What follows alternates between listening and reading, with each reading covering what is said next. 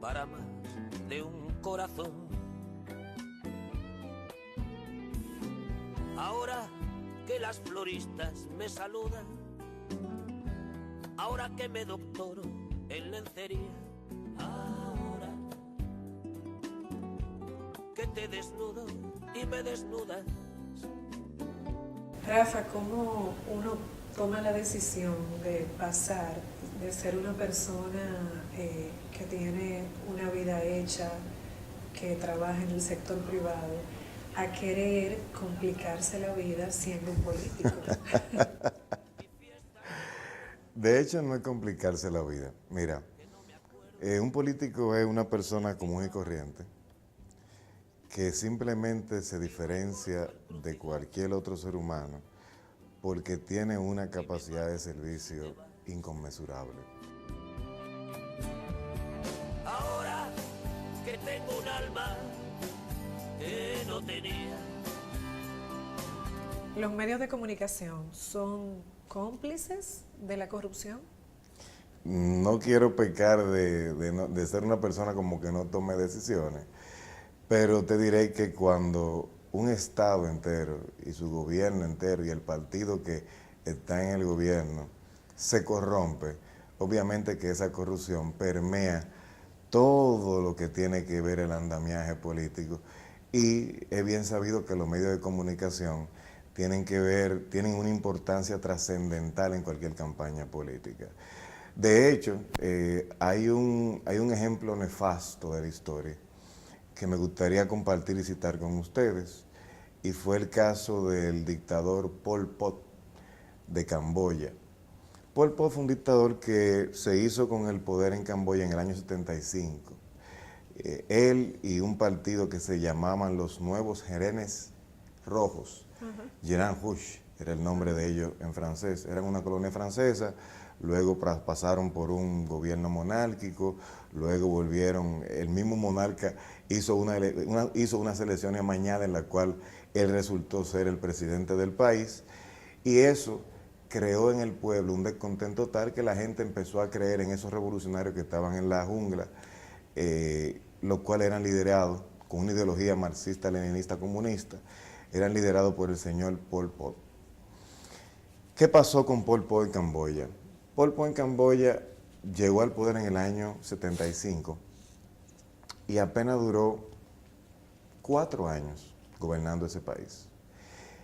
Y los niveles de atraso que llegó Camboya fueron terribles porque él quería convertir todo el país en una tierra para sembrar arroz. Es decir, él quería poder sembrar arroz a los abogados, a los médicos, a los ingenieros, a los radiógrafos, a los enfermeros, a toda la clase que podía tener un adelanto social en ese país. Él la quiso igualar al proletariado, al campesinado. Lo peor de todo no fue eso. Lo peor de todo fue, y aquí te voy a hacer el preámbulo a la pregunta, lo peor de todo fue que tal vez con todas las buenas intenciones del mundo que tenía el señor Pol Pot, mató a 1/4 de la población de su país, alrededor de 2 millones y pico de camboyanos, y seguimos contando porque eso se vino a destapar en el año 96 a raíz de un escándalo cuando finalmente Camboya abrió las puertas y la Organización Nacional de la ONU pudo entrar y comprobar que habían fosas comunes en todo el país con millares y millones de muertos. Pero ¿qué decía Pol Pot? Y aquí va lo interesante de tu pregunta. Él decía, el poder hay que obtenerlo. Yo no soy tan radical, yo entiendo que todavía estamos en un país que eleccionariamente se pueden resolver las cosas, pero si llegamos a un punto de ruptura social, es muy posible que lo que diga Pol Pot sea una profecía. Él decía, la revolución es el único medio de llegar al poder. ¿Por qué? Porque el proceso democrático lo manejan los poderosos. La realidad es que estamos muy mal. Entonces, muy ¿cómo mal. es la revolución de hoy día? La revolución de hoy día simplemente consiste en que, y voy a hacerlo con manera de exhortación, de que la gente que se encuentra simplemente como espectadores en las gradas, mirando todo este circo político que rodea actualmente la República Dominicana, deje de estar de brazos cruzados y se tire al terreno. Y hay que hacer política activa. Y hay que tener una sociedad civil fuerte. Y por eso es que no me voy a cansar de mencionar ejemplos como países en España, donde la fuerza minoritaria, después de 30 años, un proceso nunca visto, la fuerza minoritaria logran en las elecciones pasadas un 25% de los escaños, y ya con ello hay que sentarse a hablar, a negociar. Básicamente el movimiento sí se puede, o sí podemos, creo que en nombre del movimiento. Pero ¿cómo una oposición puede, o sea, nosotros estamos frente a un proceso electoral de David contra Goliat? David le gana a Goliat porque David desarrolla una estrategia que para Goliat es inesperada.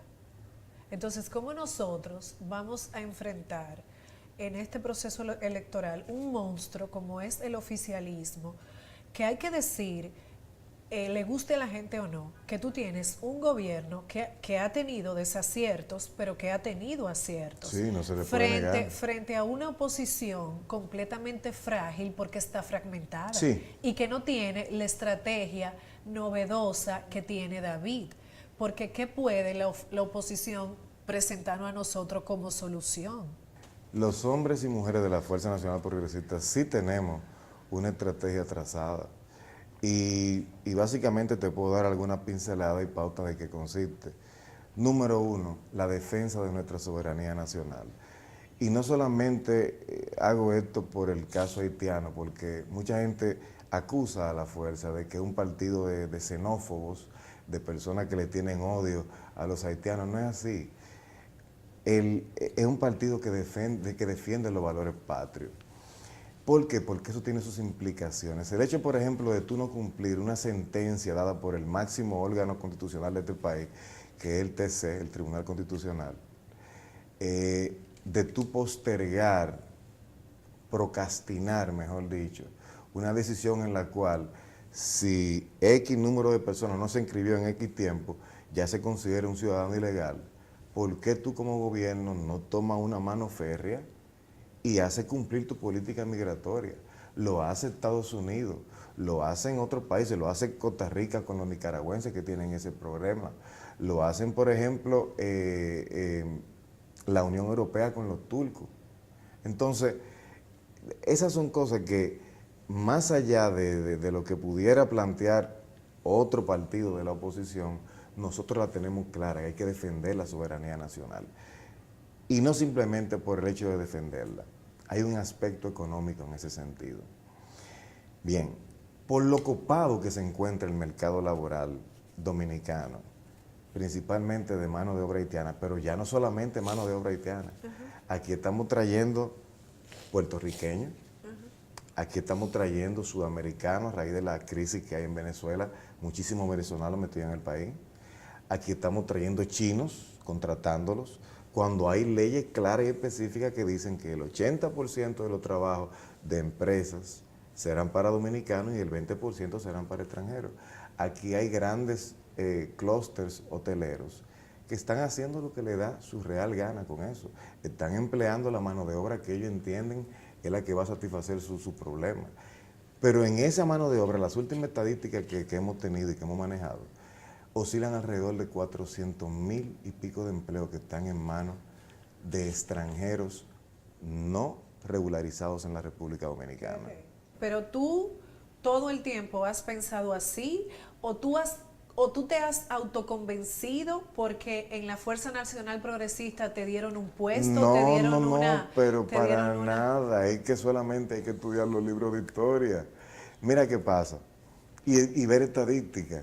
Y eso es lo que yo le digo. Muchas veces había un aspirante, un político famoso en los años 70, que decía, una caricatura muy famosa que anda por internet, que decía: República Dominicana, el problema de este país es usted, que no lee, que no escribe, que no estudia, que no hace lo que tiene que hacer. Y yo creo en lo que decía esa caricatura. ¿Sabe por qué? Porque cuando uno va instruyéndose y educándose y viendo las cosas como son, aprende que cada cual tiene que estar en su sitio, y no por un asunto de odio, ni de racismo, ni de mucho menos, sino porque la ley dice un 80% del trabajo para los dominicanos, un 20% para los extranjeros.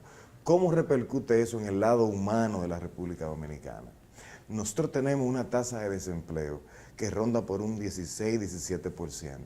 Si esos 400,000 empleos que están ocupando personas no regularizadas, llámense haitianos, llámense sudamericanos, llámense chinos, llámense europeos, llámense americanos, si lo estuvieran ocupando realmente ciudadanos de República Dominicana, estaríamos mejorando en dos cosas. Primero, el empresariado, que lo manejan 14, 15 familias de aquí, tendrían que ajustar tarifas salariales obligatoriamente, por no tener esa mano de obra ya pírrica que viene de manera ilegal al país, la cual sufre muchísimo abuso, número uno. Y número dos, los índices de desempleo bajarían entre un 8 y un 7%, lo cual implicaría una mejora en todas las condiciones económicas de la República Dominicana. Y ahí es un verdadero plan para salir de pobreza. Entonces, no es tan sencillo el asunto este de que, los vinchos, como nos dicen en la calle, la FNP defiende la soberanía y la patria, pero es por un asunto de racismo. No, no es racismo, es que nos estamos dejando robar la República Dominicana sin darnos cuenta. ¿Qué es lo más inteligente que podemos hacer en la vida? Lo más inteligente que un ser humano puede hacer en la vida, yo lo descubrí muy tarde, y fue aprender a servir a los demás. ¿Por qué? Porque aprender a servir a los demás en lo que a usted le gusta, sin causarle daño a terceros, le va a dar a usted una satisfacción plena desde que salga el sol por la mañana hasta que usted se acueste cansado de hacer eso que le gusta todos los días por la noche. Y yo de verdad lo hago desde mi oficina de abogado, desde las audiencias, desde las cortes y ahora desde esta reciente experiencia política, aunque no soy nuevo en política, incursioné en política hace ya unos añitos, cuando era un poquito más joven, en materia de juventud y en trabajo comunitario también. Y eso es básicamente donde se encuentra el centro de la felicidad, sin daño a terceros. Claro, obviamente esto de servir, muchas veces yo debo de hacer un mea culpa aquí, lo confundo con el trabajo y he perdido un tiempo bellísimo y voy a aprovechar tu tan inusual programa para hacer esa confesión. He perdido un tiempo bellísimo sin dedicárselo a mi familia, básicamente a mi madre, a mi padre, a mis hermanas, que debo de pedirle muchas disculpas, y a mi hija Mabel y a mis dos hijas más pequeñas. Rafael, ¿por qué uno da por sentado el amor de la gente para quien uno es importante? O sea, uno está siempre detrás, chasing, la aprobación y el amor de gente que para quien uno no es tan importante. Y sin embargo, la gente que sí valora a uno no le coge la llamada, yo te veo después, o sea, siempre queda en un segundo plano. No, eso tiene una explicación muy lógica, y bueno, es lógica y paradójica. ¿Por qué? Presumir tiene una definición muy sencilla. Presumir es tú gastar dinero en cosas materiales que no te sirven de nada para demostrar lo que tú no eres frente a gente a la cual tú no les importas un bledo. Sí. Eso es presumir. Ahora bien, ¿por qué? Y es la pregunta que yo también me hago igual que tú. ¿Por qué el ser humano hace eso y da por sentado que las cosas le deben de venir y él es el centro del universo? Es simplemente porque ese cerebro tan maravilloso que tenemos, ese despertar de la conciencia también tiene una parte que es egocéntrica, que es extremadamente celosa, extremadamente, vamos a decir hasta cierto punto, inconsciente, y te coloca a ti como ser en el centro de un universo que todavía no conocemos ni el principio ni el fin. Fíjense hasta dónde llega la vanidad humana. Esa es básicamente una pregunta de orden muy filosófico, Claro. pero entiendo que por ahí anda la cosa. ¿Cómo vemos las cosas? ¿Como nosotros queremos verla? ¿Como nosotros elegimos verla? ¿O como realmente son? No, el problema es que toda percepción humana es errada. Y te ¿Por lo qué? digo esto por mi experiencia como abogado. en un mismo juicio, el fiscal ve un hecho ilícito de una Claro, manera. ajá. Yo como abogado de la defensa, si soy el abogado de la defensa en ese momento, veo el mismo hecho ilícito de otra manera. Y el juez al final de cuentas lo va a ver como le dé su gana. Exacto. Entonces, ¿qué te puedo yo decir? La percepción es muy engañosa. La percepción humana es muy engañosa. Y de cómo vemos las cosas, la vemos simplemente como queremos. La gente prefiere vivir una mentira que lo haga feliz o una realidad que le duela.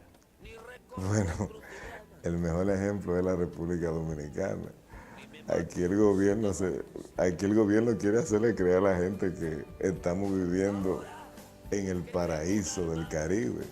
Y todo el que vive en República Dominicana sabe que eso no es así. Ahora que suenan palmas, pura alegría.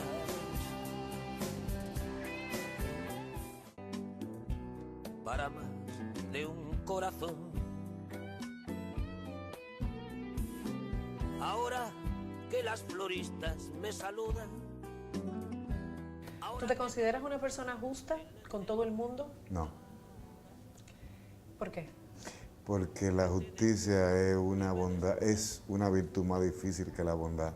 Yo me considero bondadoso con cualquiera, pero justo es imposible. Inclusive tú no puedes ser justo con quien tú quieres.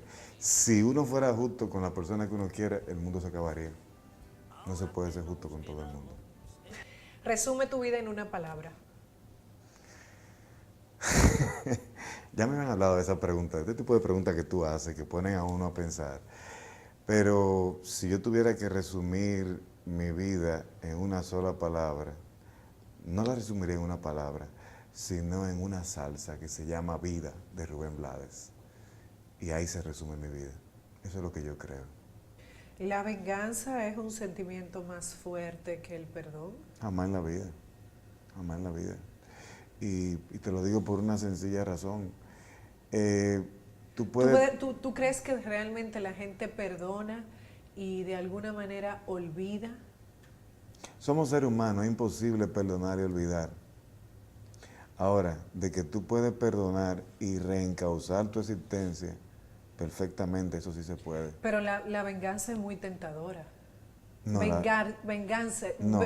Vengarse es muy tentador. No. Si te ponen el plato servido, o sea, No. se te dan todas las circunstancias para tú vengarte de alguien de alguien que te haya herido, es muy tentador. Hay algo más satisfactorio que la venganza. ¿Cuál? ¿Qué? El sentimiento de magnanimidad. Te explico. Ajá. Cuando tú sabes que le puede hacer un daño a esa persona para vengarte, y tú en vez de vengarte decides, no. Pero Página- eso es vanidad espiritual. Página pasada del libro. Llámalo como tú quieres, es un acto de magnanimidad. Tú eres magnánimo. Tú Tú no- demostraste que ya tú estás por encima de ese sentimiento Y de eso venganza. no te hace sentirte superior a los demás, el hecho de tú tener la capacidad de no vengarte, teniendo todas las herramientas para hacerlo. No, eso me hace un ser humano mucho mmejor. ¿Qué es la fe? ¿Qué es la fe? La certeza de lo que no se ve, dice la Biblia, pero yo tengo otro concepto. Ajá. La fe es todo aquello en lo que tú focalizas tus fuerzas espirituales, de pensamiento y de trabajo para lograr un objetivo. ¿Somos víctimas de las circunstancias o somos víctimas de nuestro propio pensamiento? Bien, ahí tú me estás pidiendo que define una corriente filosófica y obviamente que me decanto por lo que dijo ese filósofo y político español Ortega y Gasset. El hombre es víctima de sus circunstancias, obviamente que sí. No de sus pensamientos. Su pensamiento está condicionado a las circunstancias en las cuales está viviendo. No es lo mismo lo que yo pueda pensar que lo que pueda pensar un niño de Somalia muriendo de hambre. Ok, ¿cómo debe ser un beso? Apasionado, largo, con los ojos cerrados. Ahora que el mundo está recién pintado. ¿Qué tú quieres hacer? ¿Por qué tú quieres ser diputado? ¿Qué tú quieres hacer en San Cristóbal? O sea, ¿cuál es el tipo de liderazgo que tú entiendes que es el liderazgo de hoy día, que representa a una a gente nueva? Bien, yo siempre he dicho algo, la gente con hambre y con necesidades muy prioritarias no pueden sentarse a escuchar un discurso político coherente. Ese problema hay que resolverlo ya, eso es lo primero. ¿Cómo se hace eso sin caer en el populismo, que es lo que no queremos nunca hacer? Creando la base para que si hay, con ese poder de representación que tienen los legisladores, poder llevar trabajo a la juventud, tocar puertas, decirle, mire, este muchacho, yo quiero que ustedes me lo coloquen en esta cartera, puede ser sector público, sector privado. Esa es una de las cosas. La otra, si hay acceso a algún tipo de ayuda por una fundación o por el mismo plan social que tienen los diputados, los legisladores, una de nuestras ideas principales en San Cristóbal es crear centros comunales en los sectores más populosos, en combinación con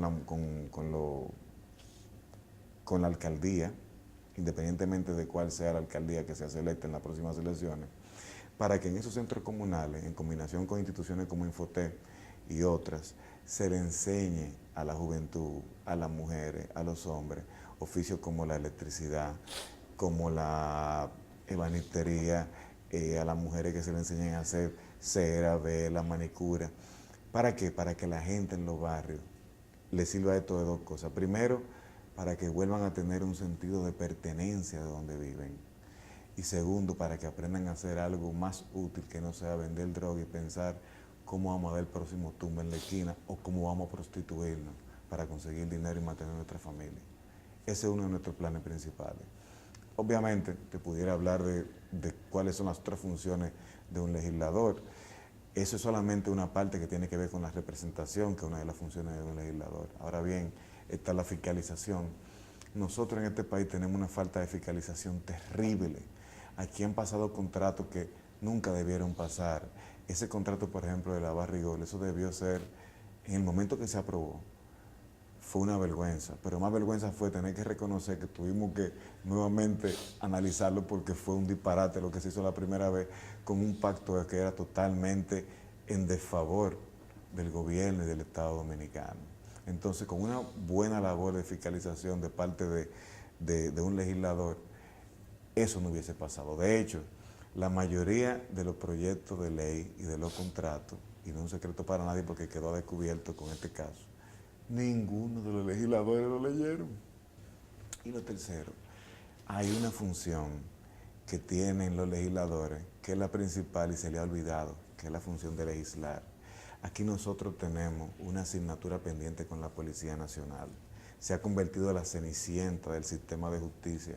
Hemos dotado a los jueces de una escuela de carrera judicial, hemos dotado a los fiscales de una escuela de Ministerio Público, hemos dotado a los defensores con una de las mejores defensorías de América Latina. Sin embargo, a la policía no le hemos dotado de las herramientas que ellos necesitan, comenzando por su salario, donde un policía en Estados Unidos gana 43, 46 mil dólares al año, un policía en República Dominicana gana 125 mil dólares, 125 dólares mensuales. No tenemos una policía real, científica, no tenemos investigadores especializados. Hay muchos que han ido a hacer cursos, eso es cierto, y eso podemos decir que en cierto modo una mejora, pero todavía tenemos una gran deuda social y moral con la Policía Nacional. Varias leyes que tenemos que modificar, obviamente tomarte tu espacio de televisión para hablar de ese proyecto sería un abuso de mi parte. Un mandamiento personal, me refiero a algo que para ti rige tus decisiones. Bien, mira, cuando yo fracasé, o no fracasé, sino cuando me fue mal en uno de esos negocios de préstamo que te mencioné hace un rato, pasó un muchacho de Hogares Crea vendiendo una carátula. Yo sin dinero, creo que tenía como 50 pesos en los bolsillos. Y le dije, ven acá, loco, ¿qué tú tienes ahí? Ah, no, yo tengo una caratulita aquí de Hogares Crea, señor, para que me ayude. Y esa carátula duró en mi oficina hasta que hice la última remodelación, apenas un año y medio. Se la compré en 50 pesos, tenía un cartón piedra por debajo y una inscripción que que se convirtió en mi mantra de vida por el momento en que me llegó. Esa inscripción decía, todo hombre alguna vez en su vida debe de sentarse a ver el paso de los vencedores o lanzarse a caminar la montaña. Y yo desde ese momento me he lanzado a caminar la montaña en todo lo que hago en mi vida. Si me arrepiento de alguna de las cosas que he hecho, le pido perdón a quien le hice daño. Y se puede ser justo y ser prestamista, ser justo y ser abogado. Se puede ser justo y tener una funeraria. Lo que tú hagas en la vida no tiene que ver con justicia. Decía Freddy Veragoico, que me imagino que debe de ser un gran maestro para la televisión, para ti, para cualquiera. Claro. En una intervención que él hizo casual, fue una frase casual que dijo, pero a mí me llegó, una vez que estaba viendo el programa Freddy Punto. Él decía, señores, aquí los dominicanos lo que tenemos que hacer, lo que nos toca hacer, hacerlo bien. ¿Todas las vaginas son iguales? ¿Todas las vaginas son iguales? No, jamás en la vida, no. ¿Cuál es la diferencia entre una vagina y otra? No son iguales. El adagio dominicano que dice el gusto que rastrilla, ¿Qué significa? define mucho. ¿Pero qué significa eso? Que el gusto que rastrilla. Ajá. Adiós. Eso define realmente qué vagina es buena y qué vagina es mala, cuál te gusta y cuál no te gusta. ¿Y puede ser. haber una vagina mala? Hoy sí. Pero hay gente que dicen, por ejemplo, ay, fulana, no, esa mujer a mí no me gustó en la cama. Sin embargo, viene y consigue un hombre que se encuentra que esa es la mejor mujer. Por eso te digo, que entonces eso no hay es- vagina mala. Bueno, pero para usted sí. Ah, bueno, es relativo. Ok. Pero yo no sé cuál es la diferencia, tú no me has dicho todavía. Pero te le estoy diciendo, es que el gusto que rastrilla, la diferencia está en eso que tenemos aquí. Claro. Cada quien. Entonces, hace ¿con su qué se balance. hace el amor? ¿Con el cerebro o con el corazón? No, el amor es una combinación de todo. ¿Por qué? Porque hay etapas del amor. Y yo te decía ahorita, por ejemplo, cuando tú te quedas, por ejemplo, flechado de una persona, eso es un síntoma de amor y es una etapa del amor. Pero después de ahí Claro.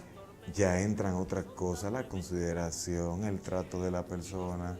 ¿Y tú? O sea, si tú tienes que elegir entre corazón y cerebro, ¿con cuál te quedas? El cerebro, claro, porque el corazón no piensa. Ahora que está tan lejos el olvido, ¿Tú prefieres una condena moral o que sientan lástima por ti? Ninguna de las dos. No hay opción. Esa es una pregunta que no tiene opción. No quiero ni una ni la otra. ¿Cómo tú defines la libertad? La libertad, hacer todo lo que te venga en gana sin causarle daño a terceros, bajo las buenas costumbres y las normas, como dice el derecho. Pero cuando tú eres libre, eso implica que tú tengas que dejar de lado gente que quiere estar contigo, que no quiere que tú cambies. No, no necesariamente, porque es que el amor, y es realmente lo que a veces la gente confunde mucho con la falta de libertad, el amor son lazos, no son cadenas. te trepar a tu ventana y quitarme el antifaz.